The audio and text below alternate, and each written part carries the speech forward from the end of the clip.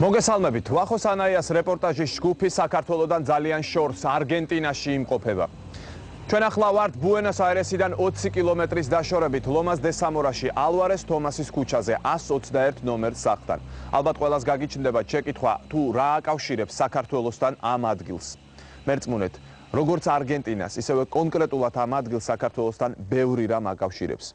მთელი მსოფლიოს ქართველობა ამ მისამართზე, სადაც ახლა მე ვდგავარ, მთელი მსოფლიოს ქართველობა წერილებს, წიგნებს, მნიშვნელოვან დოკუმენტებს გზავნიდა მჭიდრო საზოგადოებრივ პოლიტიკურ ურთიერთობას ინარჩუნებდა. ეს ქართველები იყვნენ ექვთიმე თაყაიშვილი, გრიგოლ რობაქიძე, ვიქტორ ნოზაძე და კიდევ ბევრი სხვა. ამ სახლში ინახება ცნობილი პოლიტიკური და საზოგადო მოღვაწეების, უძლიერესი ემიგრანტული ოჯახის, თამარ და აკაკი პაპაოების არქივი, რომელიც უამრავ ინფორმაციას შეიცავს. დოკუმენტები, უნიკალური ფოტომასალა მიმოწერა ცნობილ ქართველებთან. ამ სახლში შენახულია ძვირფასი ბიბლიოთეკა. აქ ნახავთ ქართულ ენაზე გამოცემულ ისეთ წიგნებს, რომელსაც საქართველოში ვერცერთ ბიბლიოთეკაში ვერ მიაგნებთ.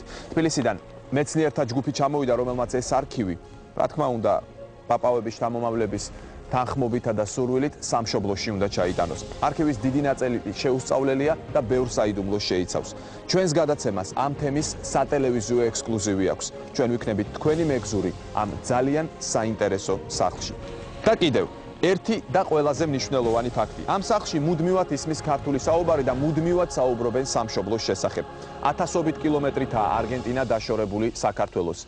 ათეულობით წლები გავიდა მას შემდეგ, რაც გასაბჭოებიდან პაპაოების ოჯახმა საქართველო დატოვა და ემიგრაციაში წავიდა, მაგრამ მათ არც ერთ თაობას დღემდე არც ერთი წუთით არ დავიწყებია ქართულად საუბარი.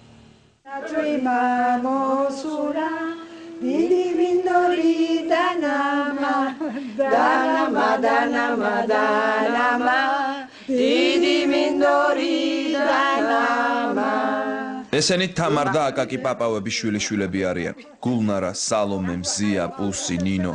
შორეულ არგენტინაში ისინი დღემდე ქართულად საუბრობენ და მღერიან. ჩვენ ამ სახლში 2 კვირის განმავლობაში ყოველ დღე უნდა მოვიდეთ. არქივი თბილისში წასაღებად უნდა მომზადდეს. სახლი, რომლის ეზოშიც ახლა ჩვენ ვიმყოფებით, მოგვიანებით აშენდა და სალომე და გულნარა ჭეიშვილებს, თამარ და აკაკი პაპაოების შვილიშვილებს ეკუთვნით. ბიბა და ბაბუტა, როგორც დღემდე მოიხსენიებენ შვილიშვილები თამარსა და აკაკის, ამ სახლის ოდნავ გვერდით ცხოვრობდნენ. ამასობაში ჩვენ სახლის ხვენისკენ მივიჩქარით, სადაც უნიკალური არქივი და მდიდარი ბიბლიოთეკა გველოდება. თბილისიდან ჩამოსული მეცნიერები და ჩვენი გადამღები ჯგუფი უცნობი მასალების სანახავად ემზადება. სანახავი მართლაც ბევრია. აი, აქაც არის ისა. ევილიდან გამოვიღე. ეს გენეალოგია და ისა ქრონოლოგია. ამას რუკაები ის ახლა. იქნება.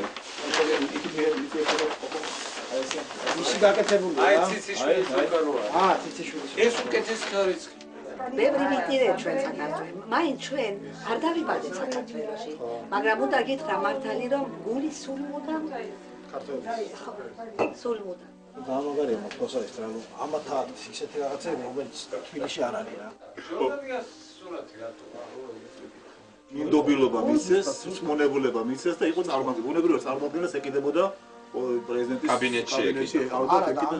მეორე მომენტიც არის ბატონო, იმიტომ მისცეს პაპაოს ეს ინდობილობა თავიდანვე ეგ იყო ლოიალურად განწყობილი. არა, გარდა ამისა ის იყო პარლამენტის წევრი. შეიკრა ძალიან კარგი კოლექცია, რომელიც შეიძლება ითქვას, რომ ერთ-ერთი გამორჩეულია, შესაძლოა ყველაზე უფრო გამორჩეული ქართველ ემიგრანტთა პირადი ბიბლიოთეკებიდან. მოგეხსენებათ, ეს ემიგრანტული ოჯახები ხშირად მატერიალურ სიმწირეს განიცდიდნენ, ხშირად იცვლიდნენ საცხოვრებელს, შესაბამისად მათ ისინი ვერ ახერხებდნენ კარგი ბიბლიოთეკის შეკვრას და შემდეგ შენარჩუნებას.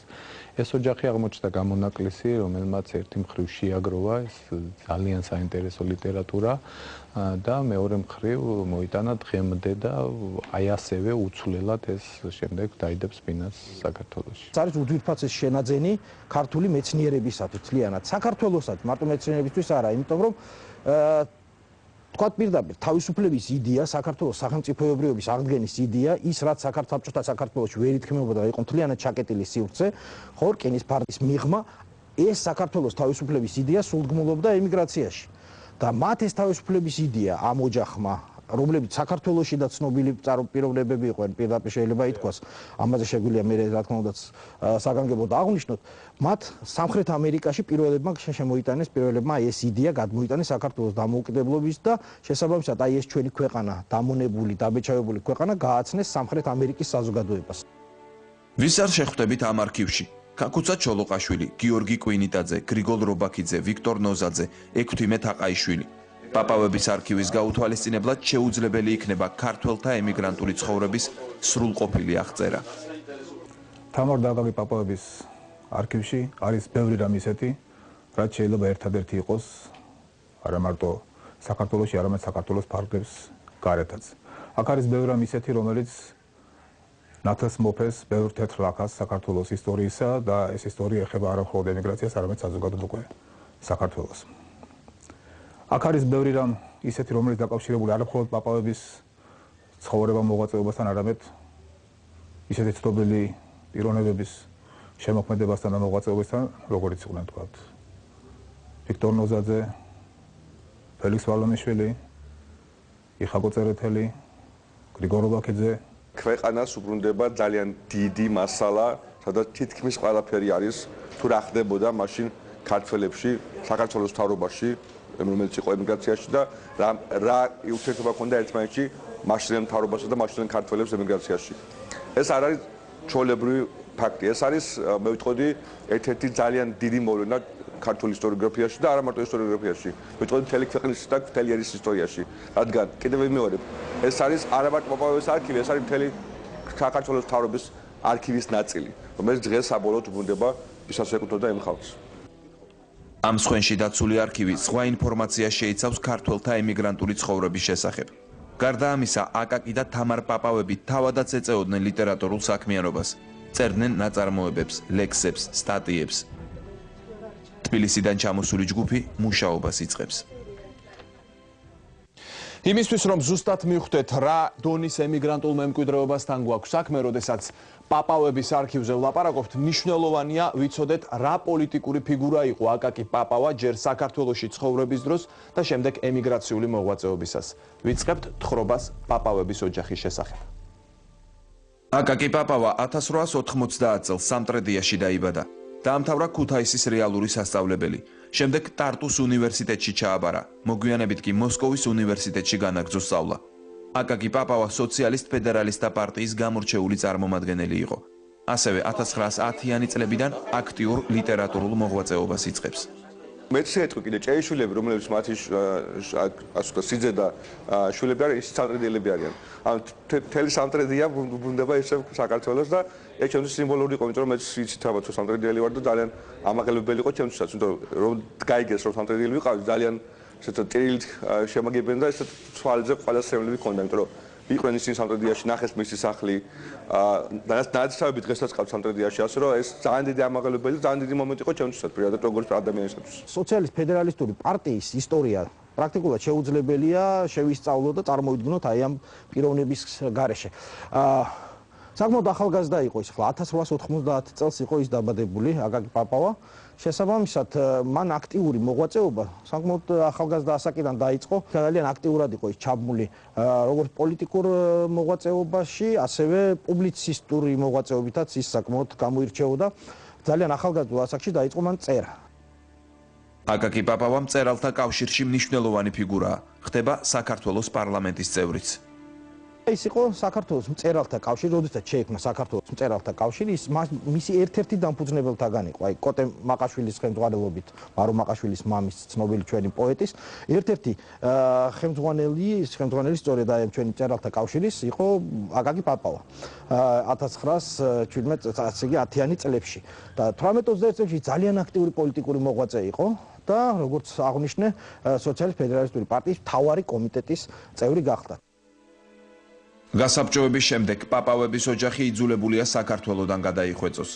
ამის შემდეგ აკაკი პაპავასა და მის მეუღლეს თამარ გოგოლაშვილ პაპავას სამშობლოს ნახვა აღარ ღირსებიათ. ოჯახი საცხოვრებლად გერმანიაში გადავიდა. მოგვიანებით ცოტა ხნით ავსტრიაში ცხოვრობდნენ. მათი ოჯახი, პაპავების ოჯახი, იყო შემკრები პუნქტი, თუ შეიძლება ასე ითქვას, აი არა მარტო გერმანიაში, არამედ მთლიანად ემიგრაციაში, მათ საფრანგეთში და სხვა ქვეყნებში გაბნეული ქართველების თავმოსაყრელად. მათ ოჯახში იკრიბებოდნენ, მსჯელობდნენ საქართველოს აწმყოზე, წარსულზე, მომავალზე, ოცნებობდნენ საქართველოს დამოუკიდებლობის აღდგენაზე და ასე შემდეგ. ძალიან შეიძლება ითქვას, რომ თითქმის ყველა გამორჩეულ ქართულ მოღვაწესთან ჰქონდათ მათ ძალიან მჭიდრო მეგობრული ურთიერთობა და ძალიან ბევრ ფინანსურადაც ეხმარებოდნენ. პაპავები ევროპაში 1959 წლამდე დარჩნენ. ამის შემდეგ გეზი სრულიად სხვა კონტინენტისკენ აიღეს. ახალი ქვეყანა ამ ქართველი ემიგრანტებისთვის სამუდამო საცხოვრებელი ადგილი გახდება. აქ თავდება პაპავების ცხოვრების ერთი მნიშვნელოვანი ეტაპი, როდესაც ისინი გადაწყვეტენ ევროპიდან ამერიკის კონტინენტზე გადმოვიდნენ საცხოვრებლად. თუ რა ხდებოდა პაპავების არგენტინაში გადმოსვლის შემდეგ, ამაზე ოდნავ მოგვიანებით განვაგრძოთ საუბარს. მანამ კი დავბრუნდეთ ისევ ალვარეს თომასის ქუჩაზე, სახლის ხვენში და ვნახოთ რა მასალებს მიაგნეს საქართველოდან ჩამოსული ჯგუფის წევრებმა.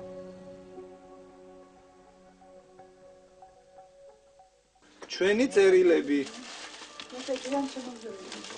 მომძანდით, დაკიდან მომძანდით. სავსეა მთელი ყუთი, გულნარა. ჯგუფის წევრებმა აკაკი პაპავას უცნობ ხელნაწერებს მიაგნეს. სავარაუდოდ მიმოწერაა სხვა ემიგრანტებთან. ხელნაწერები სახლის ხვენზე ერთ-ერთ სკივრში აღმოჩნდა. ზოგადად, მიმოწერა ქართველ ემიგრანტებთან აკაკი პაპავას არქივის მნიშვნელოვანი მემკვიდრეობაა და დიდ ინფორმაციას შეიცავს. ამ მიმოწერის მეშვეობით ჩვენ ცოცხლად წარმოგვიდგება ის ხალხი, რომლებიც აქამდე ჩვენთვის მხოლოდ წიგნის ყდაზე დაწერილი სახელი და გვარი იყო. იგივე თქვა თექვთიმე თაყაიშვილი, იგივე რობაქიძე, რომლებიც უკვე გამოვეცი, სათარის უკვე ნოზაძე, მიხა წერეთელი. აი ეს ხალხი ამ წერილებში ფაქტობრივად ჩვენი თანამედროვეები არა, მაგრამ ჩვენი კარგი ნაცნობები ხდებიან იმდენად ჩვეულებრივად, იმდენად ჩვენთვის გასაგებად და ყველასათვის ადამიანურად წერენ იმ პრობლემებზე, რომელიც ემიგრაციას ჰქონდა და ემიგრაცია ძალიან ბევრი პრობლემა ჰქონდა, ძალიან სერიოზული პრობლემები ჰქონდა და ეს ყველაფერი თავს იყრიდა თამარ და აკაკი პაპავების აი ამ სახლში. ძვირფასო ქალბატონო თამარ და ბატონო აკაკი. თქვენთან სირცხვილეული დავრჩი, რომ ამდენ ხანს წერილი ვერ მოგწერეთ. ამ დარგში მე ზარმაცი ვარ. აღდგომის მოლოცვისთვის გმადლობ, თუმცა ჩვენი ქრისტე ჯერ არ აღდგარა. აღსდგება მაშინ, როდესაც საქართველო განთავისუფლდება მონობისგან და ტანჯვასა და წვალებას მორჩება. ღმერთ მაქნას და მოგსწრებოდეს. ჩემის მხრივ გისურვებთ კარგად ყოფნას და ბედნიერებას ოჯახობით ურთ. თბილისიდან მარტო ერთი წიგნი მივიღე, ხევსურული ლექსები, აკაკი შანიძის რედაქტორობით გამოცემული. კარგი გამოცემა, კარგად დაწყობილი. თექვთიმე თაყაიშვილი, 23 მარტი 1922 წელი. აკაკი, მოკლე და დაგვიანებული პასუხი შენს წერილზე. მოვხუცდი, დავუძლურდი.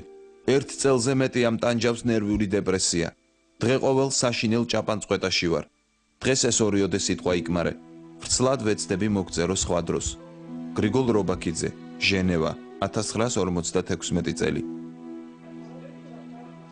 პაპავების არქივში ცნობილი ქართველი მოღვაწეების ფოტოებიც მრავლადაა. ისტორიკოსი გოჩა საითიძე ერთ-ერთ მათგანზე გვიყვება. ეს მიხაკო წერეთელი, ეს იყო გერმანიაში საქართველოს ელჩი ახმეტელი. ძიალადოს ეძახდნენ და საინტერესო ფოტოა. ეს არის სიმბოლური, ეს არის ორიგინალი, ნახე გადაგებული. მერე ჟურნალშია დაბეჭდილა გასული. რომელი წელია? ეს არის 25. კაკუცა ჩავიდა 24-ში, ეს არის 25-ში გადაგებული. კვინტაძის ოჯახში, კვინტაძის ეზოში, შატოში, სადაც მე ის დასახლდა საფრანგეთში. ეს მე ჟურნალშიც გამოქვეყნებული რაღაც. ხო ეს ხადი ერთი ეს ნეგატივიდან ერთი ფოტო არ იქნებოდა, მაგრამ ის რამდენიმე წელი იქნება რა.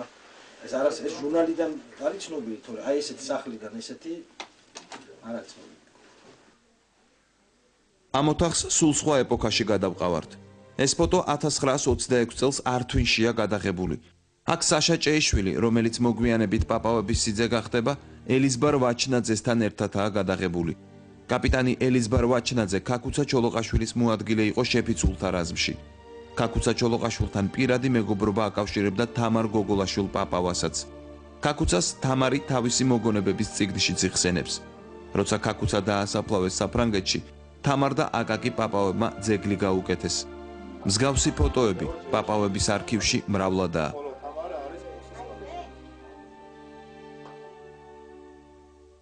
პერიოდიკა პაპავების არქივის ერთ-ერთი მნიშვნელოვანი სიმდიდრეა. ამ ხრივაც გამოირჩევა პაპავების მემკვიდრეობა სხვა არქივებისგან.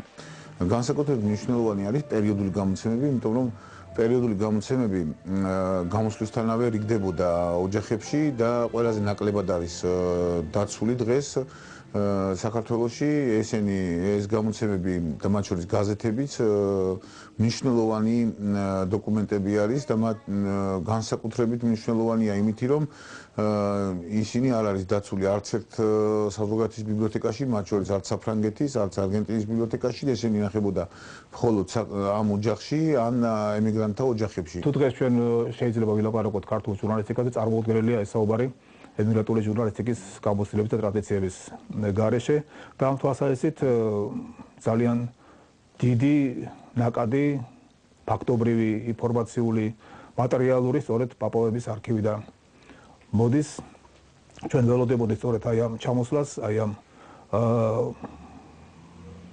ასე ვთქვათ შეგროვებას ამ კიდევ ერთხელ ამ ყველაფრისა, რომ გამოვცეთ ქართული ემიგრანტული პრესის ბიბლიოგრაფია. სანამ ამას ბოლომდე ჩვენ არ იმასვისავთ, მანამდე არ ვიჩქარით რა. არა, გეგმა გასაკეთებია.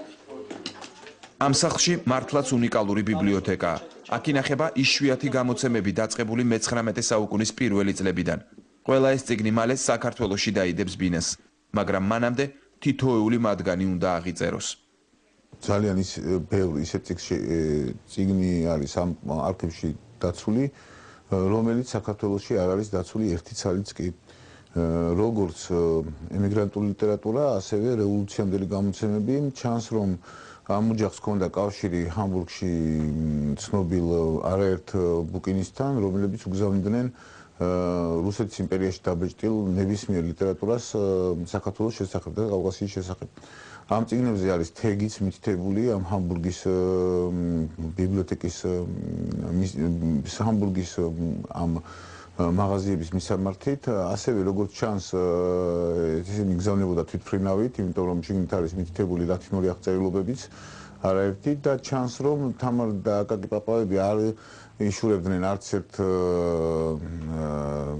არ იშურებდნენ თანხებს იმისთვის რომ შეექმნათ ეს ბიბლიოთეკა და გადაერჩინათ და შეეგროვებინათ თავიანთ ოჯახში ასეთი უძვირფასი გამოცემები. შედარებით იოლი იყო ემიგრანტული ლიტერატურის მოპოვება, რაც აქ გამოიცემოდა, მაგრამ რთული იყო იმ ლიტერატურის მოპოვება, რომელიც მანამდე იყო გამოცემული რუსეთის იმპერიაში ან საბჭოთა საქართველოში გამოიცემოდა. ნაწილი ლიტერატურისა, როგორც ჩანს, ამ ოჯახს ჩამოტანილი ჰქონდა საქართველოდან, ნაწილი ეს კარგად ჩანს აი მინაწერებიდანაც და ბიბლიოთეკიდან ზოგადად, რომ ნაწილის შესაძენად შემდეგ საგანგებოდ უზრუნიათ, თქვა პარიზში სხვა ბუკინისტებთან და ასე შემდეგ.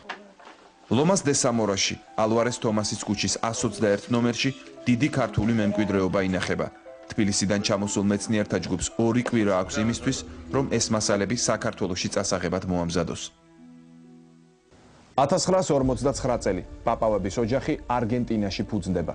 1950 წელს ამ შორეულ ქვეყანაში იქმნება ქართული სათვისტომო. არგენტინაში მყოფ ქართველთა საზოგადოება წმინდა გიორგი.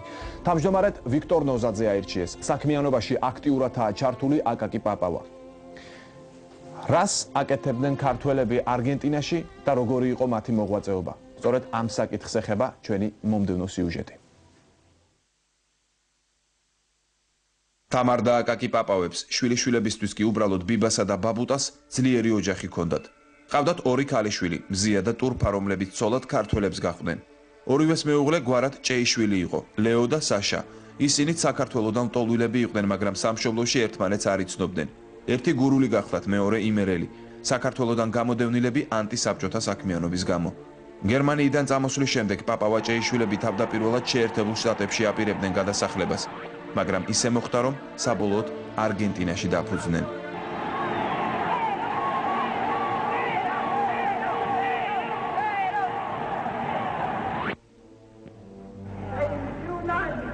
პაპავა ჭეიშვილები არგენტინაში იმ დროს ჩავიდნენ, როცა ხელისუფლების სათავეში ხუან პერონი იყო. მეორე მსოფლიო ომის შემდგომი გერმანიიდან წამოსული ემიგრანტებისთვის მაშინ ეს ქვეყანა მსოფლიოში ერთ-ერთი ყველაზე უსაფრთხო აღმოჩნდა. ამ დროისთვის არგენტინაში სულ 2 თუ 3 ქართველი ცხოვრობდა. საკმაოდ ბევრი შედარებით რადგანაც ლოიალურად იყო ყოფილი რეჟიმისადმი განწყობილი არგენტინის ხელისუფლება, მათი ნაწილი წამოვიდა სამხრეთ ამერიკაში, არგენტინასა და ჩილეში დასახლდა, განსაკუთრებით არგენტინაში. არაერთი რამდენიმე ასეული ქართველი გადმოსახლდა მაშინ არგენტინაში 40-იანი წლების მიწურულს და მათ შორის იყო აკაკი და თამარ პაპავაც, მათი ოჯახი მთლიანად, მათი სიძეები ლეო და ალექსანდრე სტაშა ჭეიშვილები თავიანთი ოჯახებით გადმოსახლდნენ აქ, დასახლდნენ. პირველ ტალღას მოყვა დიდი ქართველი მეცნიერი ვიქტორ ნოზაძეც, რომელიც ასევე არგენტინაში დასახლდა. სამხრეთ ამერიკის არც ერთ ქვეყანაში იმდენი ქართველი ემიგრანტი არ ჩასულა, რამდენიც აქ, არგენტინაში. მალე ლომას დე სამორაში ქართველთა დიდი დასახლება გაჩნდა. 50-იანი წლების ბოლოს უკვე 250-ზე მეტი ოჯახი ცხოვრობდა. ეს ოჯახი, რომელიც ჩამოსული იყო დროებით, ფაქტობრივად ჩერჩა აქ და მაგრამ იყო პერიოდები, როდესაც ძალიან ბევრ წევრს მოითვლიდა არგენტინისათვის ტომო. ეს ფართო საზოგადოებამ ცოტა ნაკლებად იცის, ძირითადად წარმოგვიდგენია, რომ ევროპაში, საფრანგეთში იყვნენ ქართველი ემიგრანტები და მათი შთამომავლები.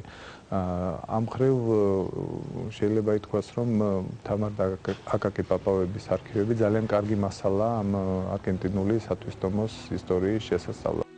1950 წელს, როცა სათვისტომო დაფუძნდა, ქართველებმა მისალმების ტექსტი გაუგზავნეს პრეზიდენტ ხუან პერონს. სათვისტომო მუდმივად აღნიშნავდა საქართველოსა და არგენტინის ეროვნულ დღესასწაულებს. ასევე მუდმივად აღინიშნებოდა სამგლოვიარო თარიღები, 25 თებერვლისა და 1924 წლის მოვლენები. ეწყობოდა შეხვედრები, კითხულობდნენ მოხსენებებს. გამოდიოდა ჟურნალი „მამული“, რომლის გამოცემის ინიციატორი და რედაქტორი ცნობილი ქართველი მეცნიერი, რუსთველოლოგი ვიქტორ ნოზაძე იყო. ამერიკის კონტინენტზე პირველი ქართული წიგნი გამოვიდა სწორედ არგენტინაში 1951 წელს. თამარ პაპავას წიგნი, დიდი სახეები პატარა ჩარჩოებში, მეორე ნაწილი.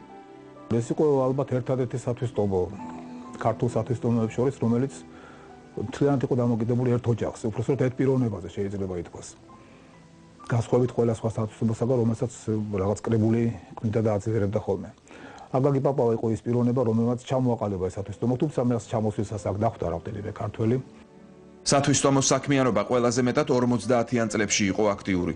60-იანის შუა წლებიდან ასეთი აქტიურობა აღარ ჩანს. ამას თავისი ობიექტური მიზეზები ჰქონდა. პირველი, ვიქტორ ნოზაძემ და სხვა აქტიურმა მოღვაწეებმა ისევ მოახერხეს ევროპაში დაბრუნება და მეორე 1964 წელს ლომას დე სამორაში გარდაიცვალა აკაკი პაპავა. მაგრამ პაპავების ოჯახი საზოგადოებრივ საქმიანობას მაინც არ წყვეტს.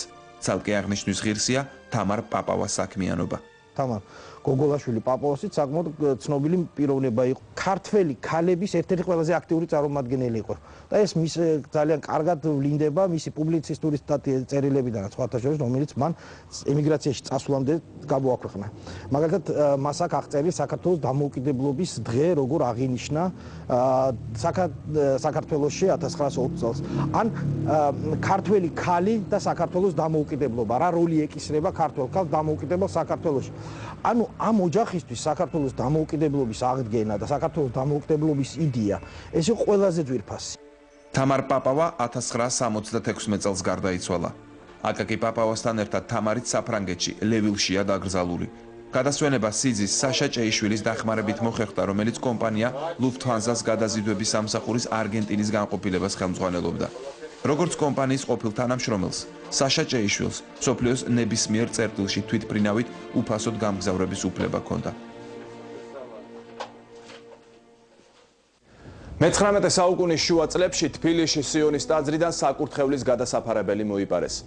ამ გადასაფარებელს საოცარი ისტორია აქვს. საბოლოოდ პაპავების ოჯახის დამსახურება გახდება ამ რელიკვიის გადარჩენა.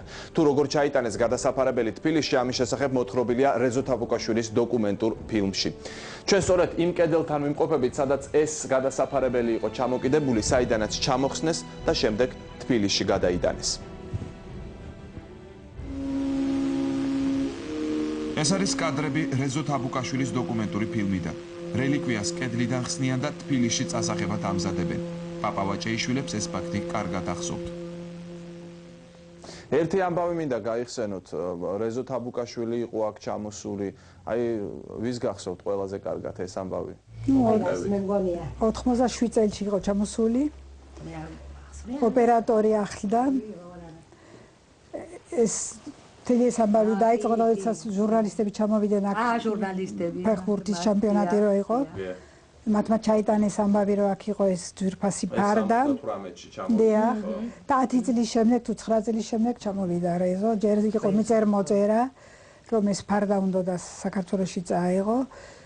ჩვენმა უფროსებმა მის წერილი დაწერეს ასეთ დაახლოებით როგორც ახლა ხელი მოვაწერეთ ჩვენ პარიზის სათვისტო მოსთან და იქ აცნობეს ეს რომ უნდათ რომ საქართველოში გაეგზავნა თუ იყო გვამის მომენტი რას ფიქრობდა ქართული კოლონია და მაგ უკვე ძალიან ცოტანი ყავით იქიდან მოვიდა პასუხი რომ რა თქმა უნდა ღია არის გზა და ჩამოვიდა რეზო და ძალიან ემოციებით სავსე მომენტი იყო რასაც ის ფარდა ჩამოხსნეს და შეკრეს რაღაცნაირად ძალიან არა ისე როგორც ალბათ ეკუთვნოდა მაგრამ იყო ერთად-ერთი ფორმა რო გასულიყო მაშინ ოფიციალურად ერთი ღამე იყო საელჩოში და მე წაიღო ხელით ასე რეზო სიონიდან მოპარულმა საკურთხევლის გადასაფარებელმა არგენტინამდე დიდი გზა გაიარა რელიკვიის შესახებ ცნობილი გახდა 1927 წელს ბერლინში, როცა ერთი კავკასიელი კოლექციონერის ქვრივმა ქმრის დანატოვარის გაყიდვა გადაწყვიტა. პაპავები მაშინ გერმანიაში ცხოვრობდნენ. გერმანიაში მოღვაწეობდნენ სხვა ქართველი ემიგრანტები: გრიგოლ რობაქიძე, მიხაკო წერეთელი, ვიქტორ ნოზაძე. მაშინ ემიგრაციაში იმყოფებოდა ადამიანი, რომელიც მთელ საქართველოში ყველაზე კარგად იცნობდა აქეთა და იქეთა საქართველოში ასეთ სიტუაციებს ეს იყო ექვთიმე თაყაიშვილი. ექვთიმე არ იყო იმ მომენტში პარიზში და ცოტა დააგვიანდა პასუხის გაცემა და ძალიან ინერვიული აქ დარჩენილებმა, მათ შორის მიხაკო წერეთელი, თვითონ პაპავები და სხვები, რომლებსაც ჰქონდათ მოლაპარაკება აი ამ ოჯახთან. და როდესაც ექვთიმე ნახა ეს ფოტო, მან მოსწერა, რომ საქმე გვაქვს არ და პირდაპირ სიტყვით ასეა, რომ ჩვენ საქმე გვაქვს უნიკუმთან რადგანაც აქ არის გამოსახული გენეალოგიური შტო ბაგრატიონების, თემე უთხრა რომ ამის არხი იქნება დანაშაული საქართველოს ისტორიის წერილში, პირდაპირ წერილშია. პაპავები მეორე მსოფლიო ომის შემდეგ, როგორც ცნობილია, არგენტინაში გადავიდნენ საცხოვრებლად. კიდევ მრავალი განსაცდელი შეხვდა გერმანიაში, მაგრამ პაპავების ოჯახთან ერთად ასე აღმოჩნდა ლომას დე სამორაში საკურთხევლის გადასაფარებელიც. საქართველოსგან ამ რელიკვიას კიდევ ათეულობით წელი აშორებდა, ვიდრე არგენტინაში რეზო თაბუკაშვილი არ ჩავიდა. ემიგრანტული ცხოვრება უბრალოდ დიდი ნაწილი ამ ემიგრანტული ცხოვრების, ყოველ შემთხვევაში არგენტინული ცხოვრების მთელი პერიოდი ამ ფარდის ფონზე გაატარეს, ამ ფარდის ფონზე დაზარალდნენ შვილები. მაგრამ იცოდნენ რომ ეს ყველაფერი იყო საქართველოს კუთვნილება, ეს ყველაფერი იყო საქართველოს კულტურის ნაწილი და გასაკვირველი უშურველად გაატანეს ის ბატონ რეზოს, რომელმაც რა გააკეთა, როგორ გააკეთა, ძალიან კარგად აღწერა თავის ფილმში შორეულთა სიახლოვე. საბოლოოდ, რელიკვია რეზო თაბუკაშვილმა თბილისში წარმატებით ჩაიტანა. დღეს სიონის საკურთხევლის გადასაფარებელი ეროვნულ მუზეუმში ინახება.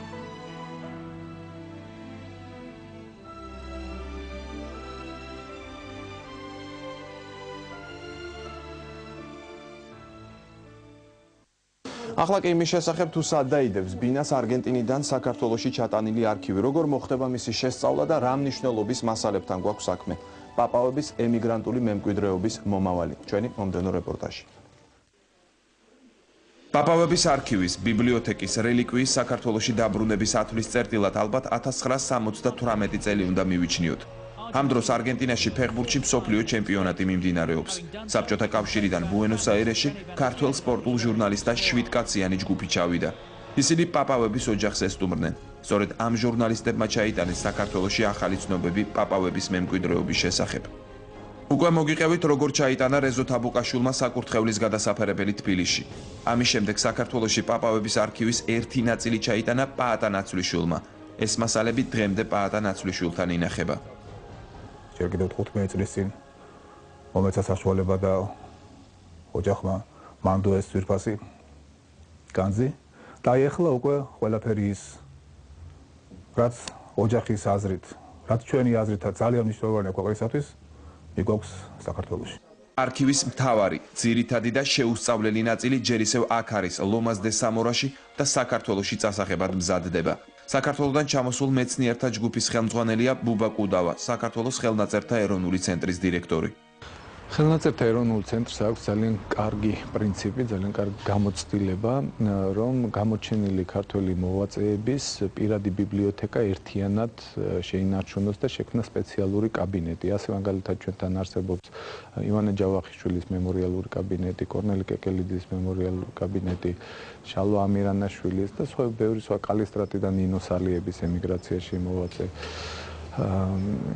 ქართველების საშუალება ექნება ნებისმიერ ქართველ მეცნიერს თუ ნებისმიერ ადამიანს მოიხმაროს ეს ლიტერატურა. 2009 წელს სწორედ ხელნაწერთა ცენტრში გაიხსნა თამარ და აკაკი პაპავების კაბინეტი. მნიშვნელოვანია ის, რომ არქივი და ბიბლიოთეკა ერთთლიანობად შენარჩუნდება და მხოლოდ თამარ და აკაკი პაპავების კაბინეტში მოიყრის თავს. აქ ძირითად მასალებთან ერთად გადმოვა არქივის ის ნაწილიც, რომელიც ჟურნალისტ პაატა ნაცვლიშვილთან თბილისში ინახება. არქივის ჩამოტანის პროექტს დიდი მხარდაჭერა გამოუცხადა ბიზნესმენმა ოსმან თურანმა და ამ საქმეს მნიშვნელოვნად შეუწყო ხელი. პროექტის განხორციელებაში აქტიურად იყო ჩართული საქართველოს საელჩო არგენტინაში. ჩვენი ქვეყნის საელჩო ბუენოს-აირესში სულ ცოტა ხნის წინ გაიხსნა. სიმბოლურია, რომ ამ შენობაში პირველი მიღება პაპავაჭეიშვილებისა და საქართველოსდან ჩამოსული დელეგაციის მონაწილეობით შედგა. ამ არქივის დაბრუნება საქართველოს არის საკმაოდ დიდი მოვლენა, ძალიან მნიშვნელოვანი მოვლენაა. ჩვენ ვამაყობთ, რომ ჩვენი საელჩო აქტიურად ჩაერთო ამ ფაქტში, ამ მასალის გადაგზავნაში საქართველოში. მოგახსენებთ, რომ საქართველოს საელჩო არგენტინაში გაიხსნა იანვრის დასაწყისში, 2012 წლის იანვრის დასაწყისში. აქტიურად ფუნქციონირება დაიწყო რამოდენიმე კვირის წინ, აქტიური სრულყოფილი ფუნქციონირება. ერთ-ერთი პირველი და ძირითადი საქმე არის არქივის გადაგზავნა. ბატონი აკაკი პაპაოს არქივის გადაგზავნა საქართველოში, რომელთაც პრაქტიკულად ჩვენ შევასრულებთ არა მარტო ჩვენ, არამედ მთელი საქართველოს ოცნებას, რომ დაუბრუნდეს ბატონი აკაკი პაპაოს არქივი საქართველოს. გუშინდელი მიღება, ეს იყო პირველი მიღება, რომელიც გაიმართა საქართველოს საელჩოში, პრაქტიკულად შეიძლება ითქვას, რომ ამ მიღებით გაიხსნა საქართველოს საელჩო. მიღებას დაესწრა ქართული ემიგრაციის წარმომადგენლები, პაპავების ოჯახების, პაპავების ჯეიშვილების ოჯახების წარმომადგენლები. ის იყო ძალიან მნიშვნელოვანი ფაქტი ჩვენთვის.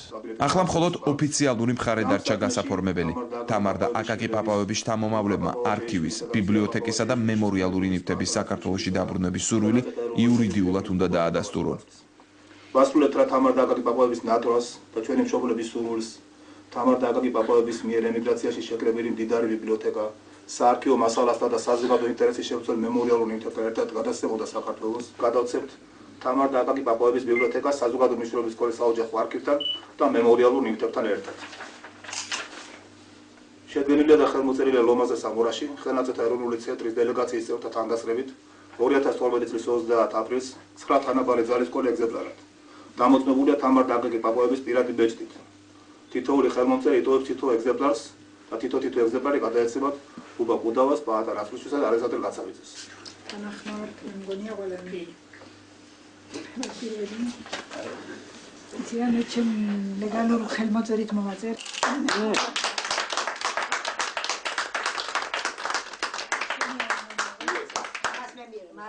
ძალიან ბევრი ადამიანი გიყურებ და ყველას ჯერ ერთი საინტერესებს ასე კარგად როგორ შეინარჩუნეთ ქართული ენა, რომ ასე მშვენივრად ლაპარაკობთ. აი მოგვიყევით ამის შესახებ, დავიწყოთ თქვენგან. ეს იყო ჩვენი ბაბუა. პრივილეგი გქონდა ჩვენ რომ ოჯახში გავიზარდეთ, იყო მთელი ოჯახი აწყობილი, ბებია, ბაბუა, დედა, მამა, ბიძა, დეიდა, ტანდა, მამიდა. ჩვენ ერთმანეთში დები, დეიდა, შვილები, ბერნი ვიღავით ერთად. და ამის გარდა ის პრივილეგია რომ აქ ვინც იყო ქართველი ემიგრანტები ხშირად დადიოდნენ ჩვენთან სახლში, შაბათ-კვირას უნდა იყო ქართული სუფრა, ქართული ლაპარაკი და მოგონება საქართველოზე და ძველ ცხოვრებაზე, ასე რომ მონატრება, ტირილი, სიხარული, სიმღერა, სუფრა, ყველაფერი. ლექსები და სულ ასე იყო, სულ ასე იყო. ამის გარდა სკოლა ქონდა კვირაობით. სკოლა. ჩვენი ბაბუდა. სკოლა აქ მოწყობილი სახლში? ხო, სადაც ვიყავით. ცხოვრობდი ყველანი ერთად. ხო, ყველას ჰქონდათ ჩვენი ისა. ჰქონდა კვირაობით სკოლა. მე მაქვს ჩემი ღვეული, ყველას ჰქონდათ ჩვენი ღვეული. და იქ ვისწავლეთ წერაკი, კითხვა, ლაპარაკი ვიცოდით, იმიტომ პირველი ენა გუნარასი და ყველასი ჩვენი იყო ქართულია რა.